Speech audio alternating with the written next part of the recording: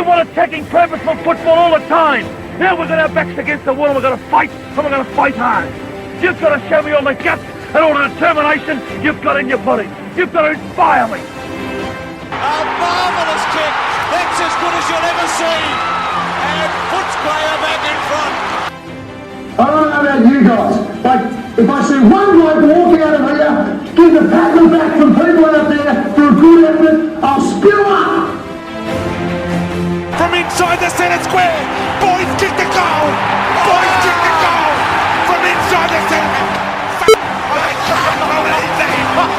Hey Pack, welcome to Danny Boyd. It's a podcast about everyone's favourite football club in the entire multiverse. That is the Footscray Football Club, Proprietary Limited, trading as Western Bulldogs. I'm Danny McGinlay. Tom Boyd, you're the busiest man on earth this year because you work for an accountancy mogul. And it's end of financial year. So we're recording this remotely. Where are you right now? I'm at home, mate. And, you know, we've been friends for some time, and the fact that you don't know that I don't work for an accountancy company is truly one of the more offensive things. It's like me saying, aren't you like, you know, don't you do like theatre or something? I do theatre. I've got a play coming up. Thanks for bringing it up. Yeah. Shakespeare Ghostbusters, right. The Motley Brow House in November. That's right. But for 99% of the time of your life, you are a stand-up comedian by trade, or actually a television mogul, might I add, with the shiny, shiny forehead that is running around in a Toyota dealership on TV every other ad. Yeah, that cap price service. That is. Oh, it's such a great deal. All right, hey, but our guest is on TV a lot more. He's the third member of Danny Boyd. He's the man with the plan, the man who can predict where we will finish every year, provided it's not winning the flag, because he never actually predicts that. Chas Licciardello, welcome home. Hello there, guys. And I'm desperately sad that I have not seen, since I live in Sydney, I have not seen Danny's ad for this Toyota dealership. I desperately want to see that. Dude, it's Danny, on. You need to send it to me, please. It's on Channel 7 after every first goal at the moment. So stop watching KO. That's your problem. Yeah. The other thing, Chaz, is that Danny is a very, you know, unscrupulous figure in this ad, giving out, you know, dodgy finance deals to some poor sod. You know, putting him in a lifetime of debt and bad credit. That's what I imagine Danny's doing. What are you talking about? No, he's already bought the car, and I gave it a service, and it was all under the cap price. It's a great deal. Could you stop ruining? Are you the new Nimble Bunny? Is that what you're doing? Afterpay. I'm the new carpet court jester, or the GE money genie. It is quite the production, Chaz. Anyway, I'm very excited. Maybe you should do a live reaction for the fans as you watch through the 1 minute ad for the first time. That would be quite exciting for everyone, I think. But Danny, we do find ourselves, you know, I digress from your, you know, budding film and television career, and mate, it's a bit of a rough week for me. You know, sitting back there last week feels like an absolute eon ago that we actually played. Bit of a disaster, wasn't it? Yeah. How do you feel about the whole affair, mate? I watched that, or I listened to it, in the car, and it didn't sound like we did a lot to help ourselves in that last 25 minutes. It was extremely frustrating. However, we were 1 man down, 2 men down, and there were no rotations left. So I could see the car crash coming, but yet I always had hope. Every time Bont got the ball, it looked like he was going to do something awesome with it, and then we'd belt it up the field, and Sydney would have a loose player in defence who would clean up easily. I actually have a technical question for you, Tom Boyd, because Tim English pretty much had to play the entire game, a la Tom Boyd in the 2016 prelim final. Got tired, but still dominated the hit-outs. How hard is it when you're that tired, or even when you're not tired? Like, you win the tap, but how hard is it to actually hit it to the right player or the right area? Yeah, it's this weird chicken or the egg scenario with ruck and midfielders where, you know, if you've watched, you know, the Clayton Oliver, Christian Petracca, Max Gawn trio over the last few years, a big part of the fact that Christian and Clayton seem to be open for Max to hit the ball to them all the time is because Max wins every hit out.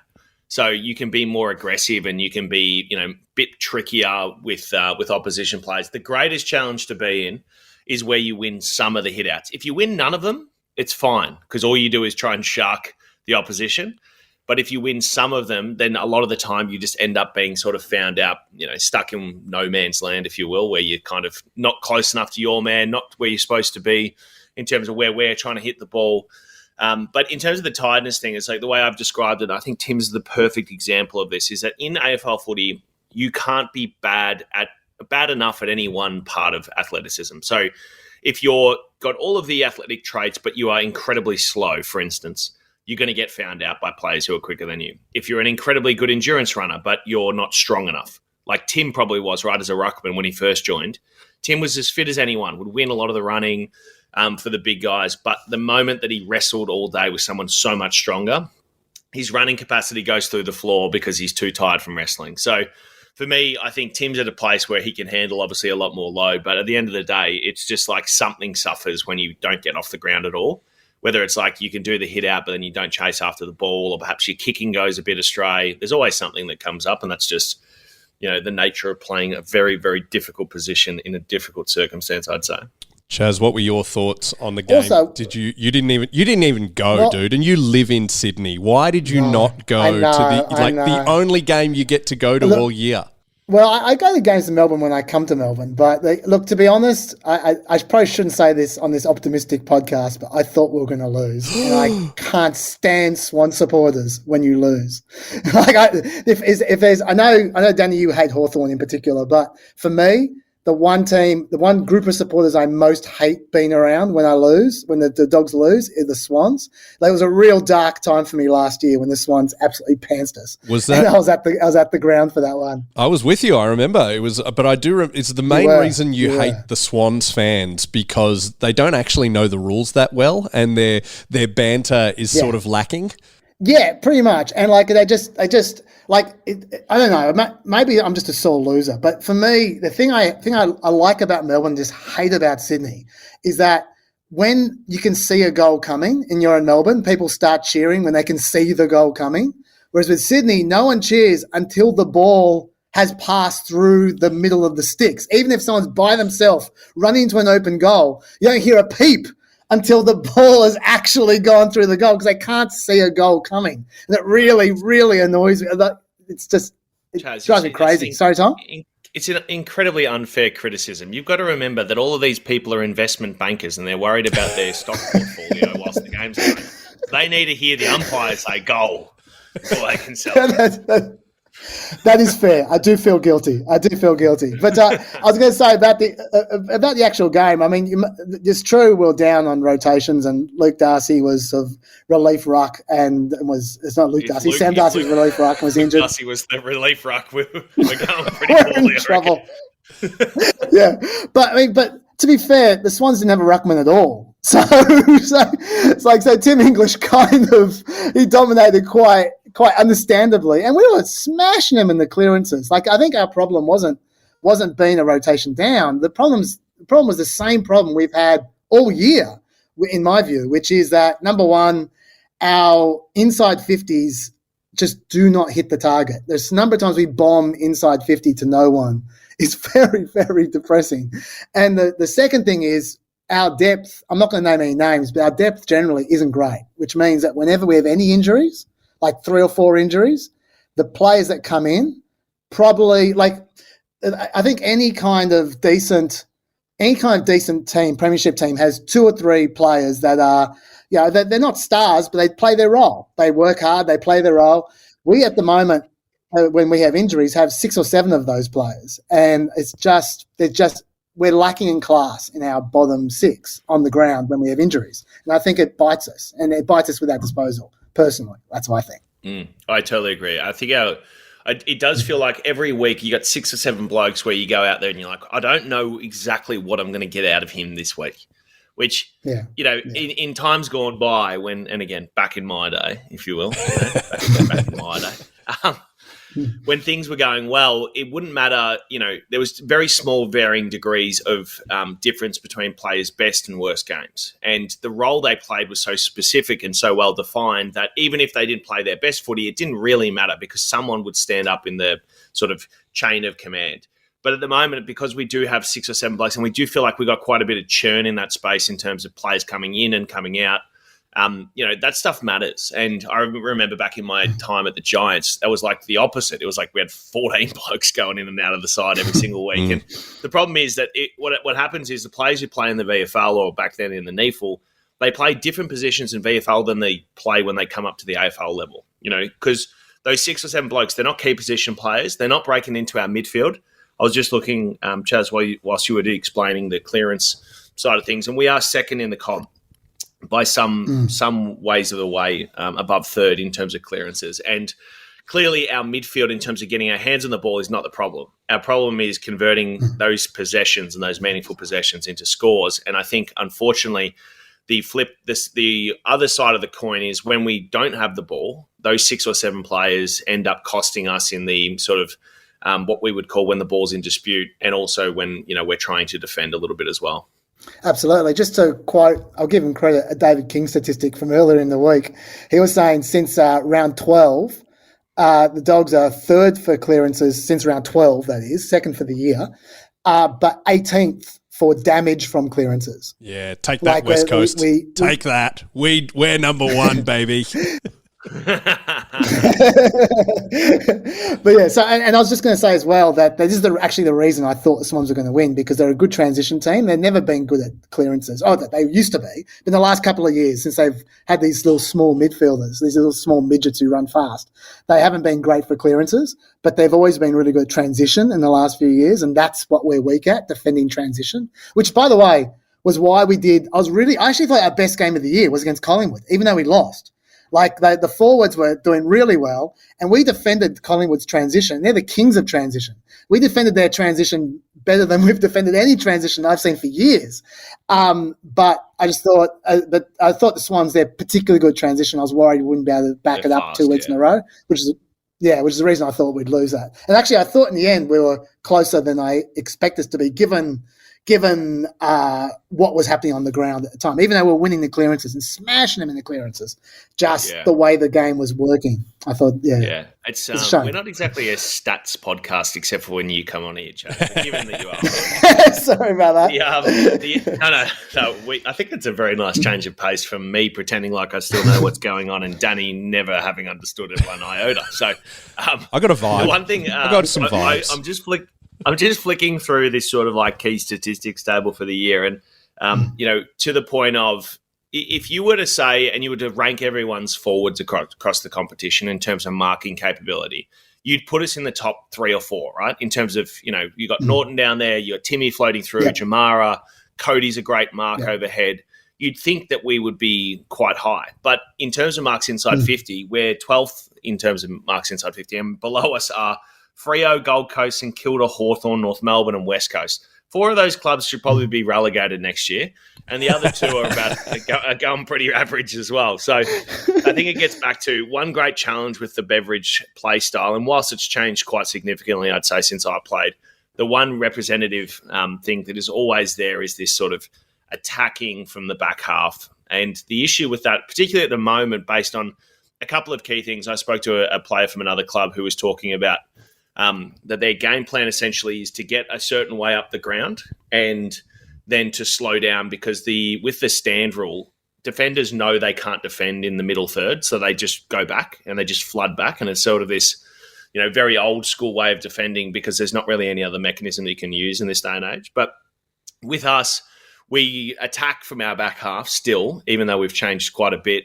But then what's often happens with Beveridge teams is that manic play through the middle of the ground means that it's much harder to find a forward, because there's a lot more moving parts. And we just, for whatever reason, have never really been any good at that. We lost to, I remember we lost to Hawthorn in my first season of the Bulldogs down in Tassie, and they had 40 marks inside 50 and we had 10, I think. And they were probably the best the game's ever had, I think, Hawthorn. Bite your tongue, Boydie. Yeah. That's a disgusting phrase. I mean, it is true what you're saying, though. I mean, like Jamara in particular is in sparkling form the last sort of 2 months, yep. And whenever he gets near it, he marks it. But they're just not kicking to him. It's quite frustrating. Yeah. Well, Chas, the reason we got you on is, we love you and we'll chat to you about anything, but we also love your hypotheticals. You're a man who's always playing 4D chess. You're always there with the ladder predictor and you're looking at the stats and you're like, you're the Anthony Green of football. You're looking at the polling, the trends. You're getting some great numbers out of Iowa. Okay, and because I'm playing with the ladder predictor every day, but of course my natural proclivity, I don't know, whatever. I always just make us win the grand final every single time. There's no like realism to my ladder predictor. What have you got? What's in the Chas crystal ball? What also actually just to get us, had you predicted we would be what are we 7th in round 20 or whatever we're up to? We're at round 18, round 19. We're 7th. We're a game, 2 games out of the top 4, but we're also a game out of above 14th. Had you predicted that? The 2 games bit. We're 2 games out of the 4 and 2 games out of the bottom 4. Yeah. Yes. Well, look, the last time I was on with during the Patreon, we did the Patreon, and you asked me for my prediction right then. This was about round 6, I think it was, just before we played Freo in Freo. Mm-hmm. And at the time, I said that I thought we'd get to probably about 5th in the mid-year period, and then we'd start to drop, and then we'd end up being 8th or 9th. And I said we might just miss the finals. I said 12 to 13 wins is what I was expecting at the time, and you asked me if we were going to beat Freo on that particular week, and I said I thought we were going to lose, and we ended up smashing Freo in Freo. Yes, but then we lost to the Gold Coast, which I thought we'd beat Gold Coast. And apart from that, everything I predicted then so far we're actually on track for. So that is a little bit worrying, but we are literally on the exact number of wins I thought we'd be at this stage of the season. So first I'll just say what I predicted at the time would continue to happen, and then I'll change it for what's happened. I had us winning 3 to 4 of the last 6 games. The last 6 games are Essendon, Giants at Mars Stadium, Richmond at Marvel, Hawks in Tassie, West Coast at Marvel, and Geelong in Geelong. I thought we'd lose to Essendon because at that point in time, Essendon, I thought we were a pretty strong team, and they do the slingshot stuff, which we hate. Mm-hmm. That's the reason why Essendon have beaten us in the past, because they do the swan-style slingshot football quite well. And I thought we'd probably beat Richmond at Marvel. Because I thought Richmond were tired and were looking like they're going to have a terrible year. Since then, they've lost their coach and they're playing better, which worries me slightly. Mm-hmm. Also, we've lost Liam Jones, which worries me more.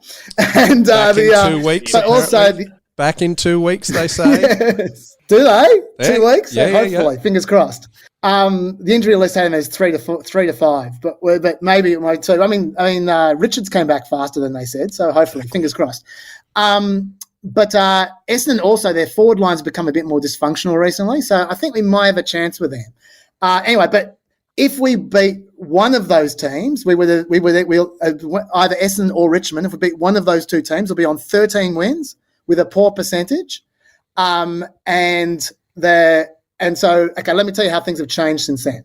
I'm now leaning towards us winning the Essendon game. For Good. what the reason I said, I'm worried about that. I think their forward line is performing very haphazardly recently, and that neutralises our problem with Liam Jones, that they have become a one-trick pony with Peter Wright. If we can just quieten Pete and Wright a bit, I think we'll be okay there.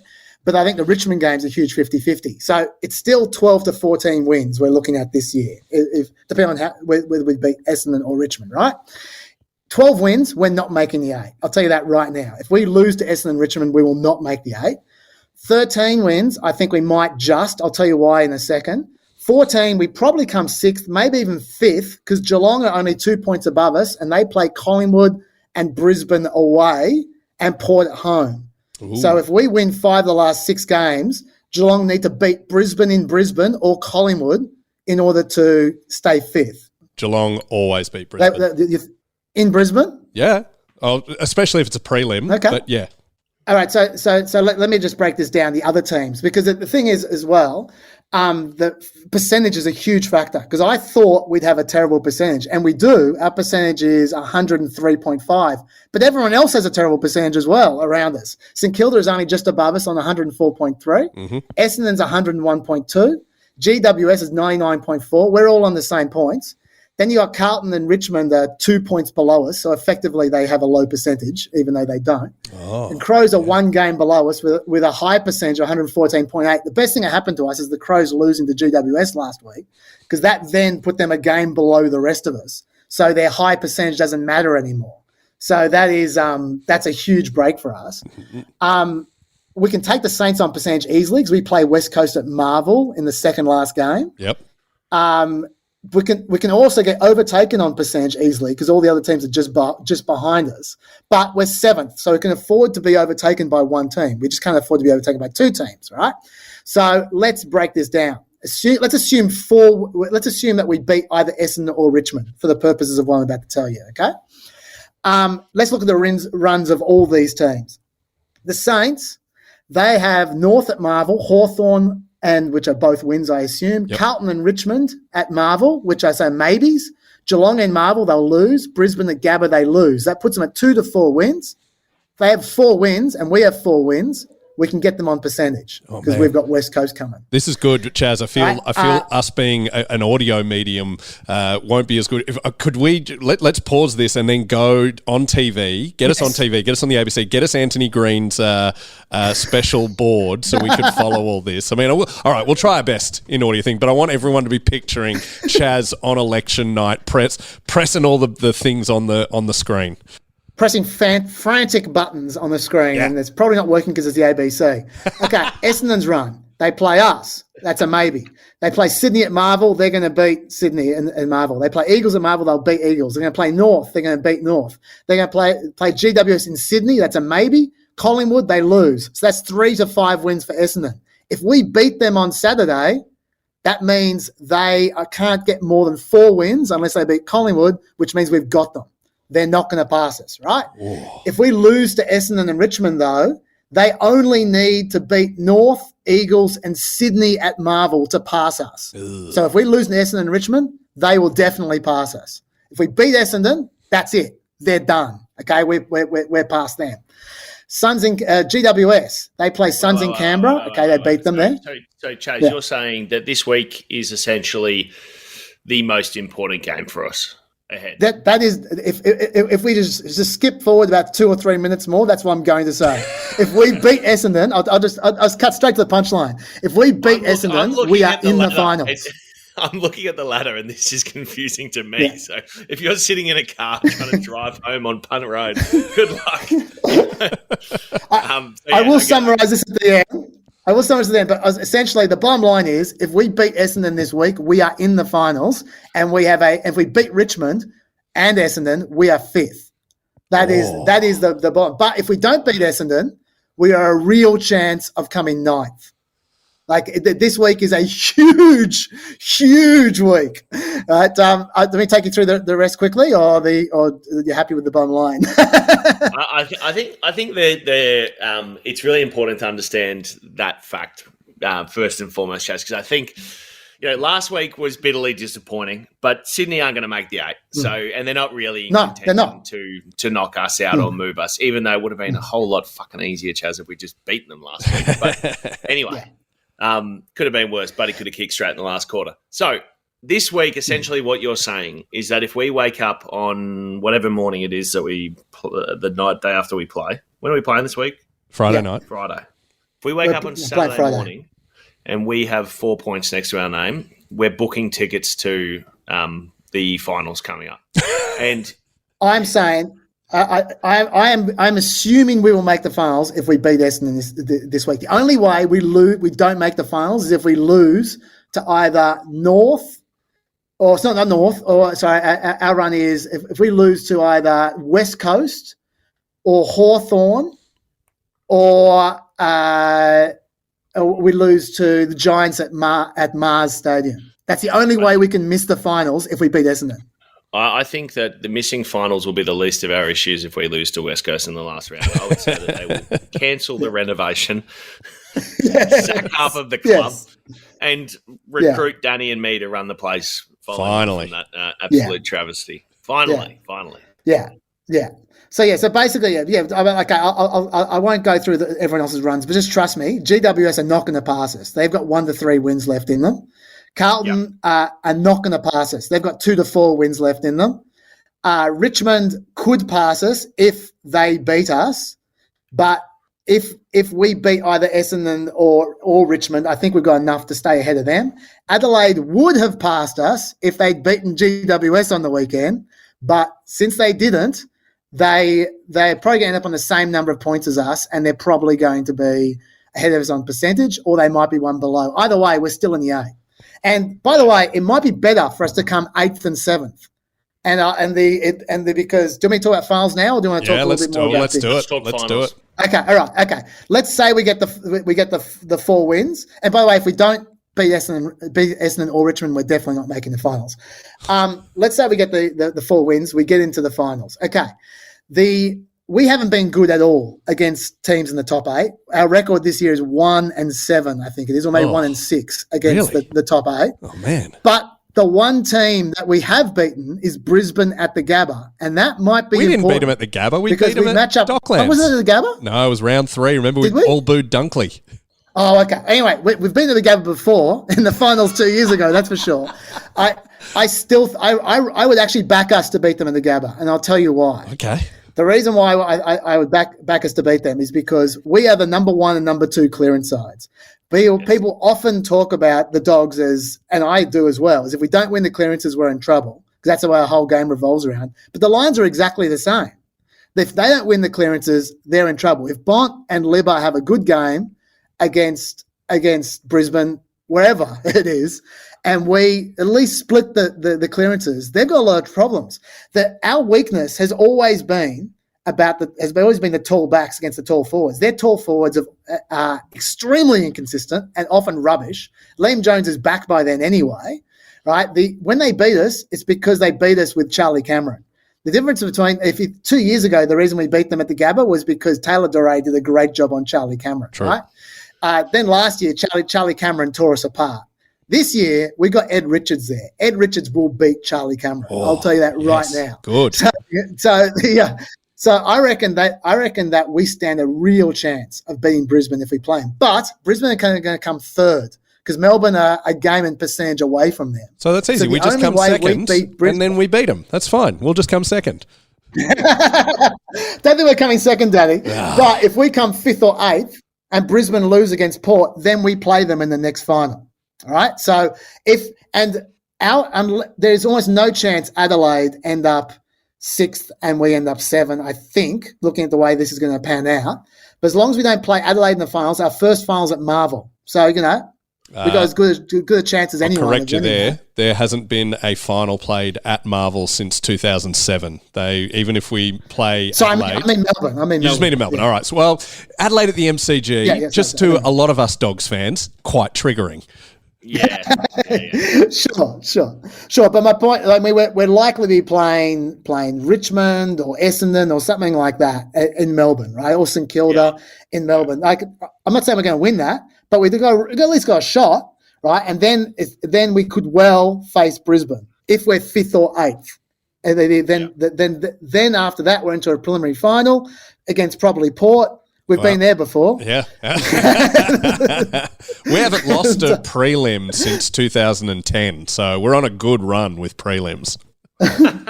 So basically what I'm saying is, strangely enough, there's there is a real chance we could miss the 8 entirely, but there's also a real chance we could end up in the preliminary final. So it's kind of an all or nothing proposal here. It all starts, Tommy, like you're saying, Essendon. Hey, we Boydie. need to beat Essendon this week. Boydie, do you see what Chas is doing here? See, he's given us such a vague prediction with so many variables. Next time he comes on, he could say, I told you that would happen. I told you we'd either A, miss finals, B, make the top 4, 5th, 6th, anywhere in between. He can claim that victory. Danny, no vagueness. We beat Essendon. We're in the finals. We play Brisbane in the finals. We beat them. I'm putting my balls on the line there, mate. As much as there's a lot to be said about this week, from what I can tell, I mean, Adelaide have got one of the toughest run homes that you could possibly ask for or not ask for. And equally, I think, the next 3 weeks we play teams that could knock us in or out of finals in one way, shape or form, in terms of at least the Giants, Richmond and Essendon are all in touch of the 8. But that proposition that the world is in our hands absolutely terrifies me because I don't feel one bit confident that we're going to roll out 3 really good games in a row. Well, let's look at the Bombers. You're talking about how this is not an elimination final because we're not out. It's a mini semi-final, if you will. No. Let's look at Essendon's form since King's birthday, whatever, Big Freeze weekend, where they beat Carlton by 6 goals. Yep. Since then, they had the bye. Yep. Then they got thumped by Freo over in Perth by 5 goals. Then they lost to Port with a goal after the siren at the MCG. Then they beat Adelaide by fairly respectable 3 goals at Docklands. Then they got absolutely pummeled by Geelong. So they are very inconsistent. But that said, it's their turn to be good this week. They seem to have good week, bad week, and they're on a good week here. So that's pretty frustrating. Yeah, and like I said, they do worry me. At the beginning of the year, I was penciling us down as a loss this game because they do get around, go slice through us pretty rapidly at times. Like in the past when they've done us with the slingshot, and that does worry me because that's what Sydney did. So, but it's not like Bevo doesn't know that. They know what's coming. Yeah, but a lot of the times we think, Bevo knows, he knows that, but then, we play the same frustrating way. So, saying Bevo knows that doesn't fill me with confidence either. He knows that, but he's probably going to be that is true. Stubborn and, That is true. But what fills me with more confidence is that Sam Wiedemann is basically... Like he basically allows them to be playing with 17 men on the field at any one time. Like he's done nothing for about 6 weeks, and Stringer's had a really bad few weeks as well. And like I said, their forward line is not great at the moment. So that fills me with more confidence. Is Stringer due to be having his contract renewed anytime soon? Because that tends to be when he plays his best footy. I don't think so. All right, good. We're safe. We're safe there. All right, so you heard it here first. We're going top 4 in the men's. We should briefly touch on the women's fixture's finally been released. I'm very excited about this because we're back at Paradise, gentlemen. We are playing at Whitten Oval for the first time in what feels like forever, 3 years, over 3.5 years it'll be. That's the 29th of September. That is the week the night before the grand final eve against St Kilda, 7:15 p.m. That's going to be an absolute ripper. But we kick it off against Geelong down at Cardinia, 5 p.m. I love the AFLW for many reasons. One is that we beat Geelong down at Cardinia. This is exciting. I'm confident about this game. Never, ever, ever happens in the Blokes. So yeah.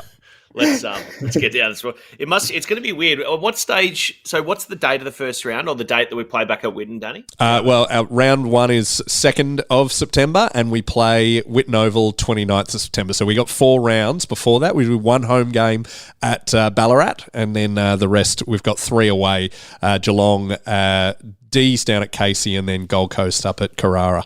Yeah, it's going to be. It'll be interesting. I don't know if it's going to be that user friendly to go and watch it. At Whitten at that stage, late September. There's so much work still going on, as we saw, Danny, when we went there the other day. It's like, when is the first game back when the actual place is working and there's not cranes and fucking jackhammers going on? That is season 2026. It's not a tunnel project run by the government, mate. So yes, it is. Hopefully it'll get done on time. Well, to be fair, Boydie, Geelong won a premiership last year playing in a construction site, so it can be done. That's a good point.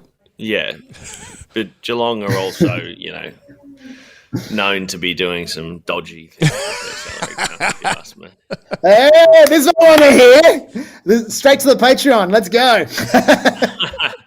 By dodgy, it's just like they're just a funny club that always seems to have like $1.5 million to give to a few blokes. Oh, we know why. When they get bad again. We know why. It's Peter Gordon once told me the reason Geelong are so successful is Cardinia Park lies in 3 marginal electoral seats, both local, state, and federal. So any candidate wants to look good, they will throw money at the Cats. It's absolute. Right. We've been the same for the last 50 years, and look how well we've done. Yeah. No, I don't think Boy, the other, we're Jelly Brand's not marginal. It's pretty safe. It's safe. That's what I mean. We've been safe for all this Oh, years, right. and Yes, I we get still what you managed to mean. get some stuff done. So Yeah. that's why kudos to Peter for his motivation of people who aren't necessarily motivated, I'd say. What we got to do is get Boyd, I the member for Jelly Brand, Tim Watts, to look. If he wants to get the club some funding, he's got to be caught doing something very dodgy and make it an unsafe seat. I'm sure he listens to this, Tim. I'll tell you what, Tim. This is what we'll do. You and I will go out King Street Casino. We'll get into a punch on. It'll be a brilliant night, and then the Dogs get more funding. Sure, it'll end your career, but you got to think about club first. Yeah, and at the same time, also, talking where about do you think the funding for the bloody development came from, Danny? I don't know. Where did it come from? Oh, the government. Yeah, that's We right. got plenty of state government funding. Yeah. yeah. Go ahead, Chaz. Sorry. Boyd, no, that's all right. You got the inside word on the dodgy finances of Geelong there. Just while we're talking about that, I just want to know. Now, I know you can't tell us any inside goss from the club, but to the extent that you can, how worried do you think we should be about Bally Smith and Geelong? Not worried right now. I think that our major concern is the fact that if I were West Coast, I would offer Aaron Norton and Tim English 3/4 of the value of the club to get them to come home. Yeah. And that is a real major concern because there's no way in hell we're going to be able to outbid them. So we're going to have to sell them on, the future, which sounds good. But one thing that I learned, Chaz, about the future is you can't eat it and it's not going to pay your mortgage. So that's one challenge. I'm like, and the other issue is, and I mean this sincerely, if they get English, we are in a real shit spot. Like from a list point of view, finding another ruckman is going to be nearly impossible. And from what I've seen at the early stages, Sam Darcy is more of a second ruck than a first. Rory Lobb's not going to go in there and do it for us. We're going to have to they're going to bring me back. That's what I have to do. Yay. Pull me out of retirement. Great. Put somebody strapping on all of my ankles and limbs and roll me out there against Maxi Gawn every week. That's about our best option at this stage. So that's more what I'm concerned about. Right. Bailey Smith one, he's contracted for quite some time, I believe. Or when's he out, Chaz? Do you know? Next year. I wouldn't he's got another year. Yeah. I did hear an explanation of it, which I can't tell you on air. But it was a very much a 1 + 1 = 3 conversation in terms of someone was just like, oh, this makes sense. What about this happens? What about if that happens? People will be interested if we say this, and then that's what happened, I think, from my understanding. I'll just tell you my harebrained theory, Chaz. Bailey likes to surf, went down the coast. Coast is near Geelong, 2-2. There we go. Therefore, he's definitely going to Geelong. I'm hoping that's the logic. I was just going to say, if West Coast did pinch English, we might have a go at Grundy, I would have thought, because he's just sitting around not doing much at Melbourne, and it might be gettable. But anyway, he's 30. Yeah, that's true. Yeah, no, I'm not saying it's a great situation. No, it's not a good. We'd end up. Don't forget, Collingwood is still paying Grundy too, so he's on a fair packet. Oh man, I can't even. I just don't want to deal with mentally the situation if Tim leaves because I just know how hard Tim and everyone has. Tim deserves to get paid like a boatload of money because he's done it the hard way and he's worked his butt off to get to where he is. But we don't have a boat as big as West Coast who have 30,000 members on the wait list who are paying to be on the wait list to be members of West Coast, even though they are fucking probably should end up playing 2 seasons in the waffle. Yeah. Yeah, and they're about to clear about $3 million off their salary cap as well. They've got a bunch of very highly paid players who are 35 years old and injured. So all right, boys. They don't spend it at all. Yeah. This is getting very negative. All right, let's wrap it up with some positivity. What tactics should we be looking for, Boydie, on Friday when as Chaz says, they get us on the slingshot. So how are we going to get them? If you're a Bombers fan, why are you worried about the Dogs? I think, our forward line is, going to be very difficult for them to prevent them marking the ball in particular. Aaron's looked much better the last few weeks from what I've seen. He was sort of having a bit of a flat patch there through the middle of the season, which was, seemingly for no specific reason, which was odd. But his last, he's had a cracking few weeks. So those two together excite me. I think around the ball we'll beat them relatively soundly. To both of your points, I think the challenge will be if we can't capitalise on us having the ball a lot of the time, then we provide more and more opportunities for them to go end to end on us. And those two things are like perfectly prevented if we can mark the ball inside 50 and kick goals, which sounds really simple. But given that the volume of ball we put into our forward half, it also means that there's a volume of rebound 50s up for grabs if you're any good at them. So that's the concern. But again, it'll be it's our same problem we have every single week, Danny. When we play well, we have quality, and we don't play well, we have the ball still, but we just kick it back to the opposition or turn it over, and it just costs us game after game after game. And it's usually like 3 or 4 key moments, and suddenly there are 3 or 4 easy goals, and the game's over. So quality for 120 minutes is the go. I completely agree. It's all about composure with the ball. Essendon have been opened up a number of times this year by tall forwards. Like they don't have a good tall back. And like Tom Hawkins kicked about 50 goals on them. Right. And it's and we've got two. We've got 2 good ones who are both in form. So if we have composure of the ball and we kick it to our forwards, they will mark it and they will score. All right. You heard it here first. We're definitely going to win, and what's more actually adamant and true, we definitely have to. Hey, Chas, Boydie, where are you going to watch the game? I will watch the game from my hotel room in Sydney. Nice. Chas, where will you be? Outside Boydie's hotel room? That's right. I'll be carrying a boombox with the game on it. That's a Say Anything style. Outside, go, Boydie, let me in. He won't get that reference at all. All right. Sorry, Boydie. Hey, don't forget, Chas has a new show coming out on the ABC very soon. Of course, Planet America back. But what's the new one, Chas? It's called What the FAQ, and it involves people sending us questions and we answer them in hopefully amusing but also informative ways. That's going to be starting in a month's time. All right, that's very exciting. And don't forget, Shakespeare Ghostbusters, if you want to see me be a theatrical person. That's starting Halloween at the Motley Brewhouse here in Melbourne. Chas, thank you very much for coming along. We will no doubt have you back before the end of the year. Go Dogs. I can't wait. Go Dogs. Gave my childhood to that roar of the red, white and blue sea, and the knowledge that you had to love the Bulldog boys and me. 20 years on, I feel that longing hanging in September air. But the reason I go every week is to pretend you're still there. And they will find the glory one day, and I will throw it at your feet. It's a long, long road they're running for you, the dogs of Footscray streets.